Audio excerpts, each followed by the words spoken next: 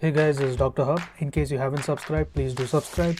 This is a concise, well-crafted summary and it highlights only the important keywords. Hirschsprung disease.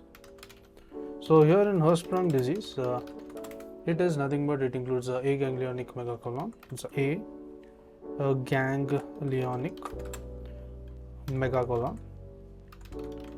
So it is nothing but the neurocrest cells. It migrates is the neurocrest crest cell migration. Neurocrest cell migration. It is very defective, and the proximal to the ganglionic segment, it is going to be dilated.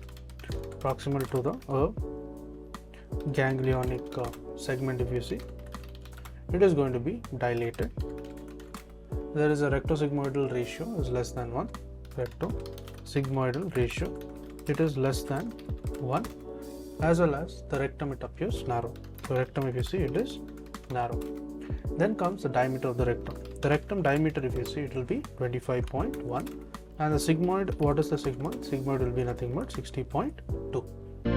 To learn and grow daily like this, please do subscribe.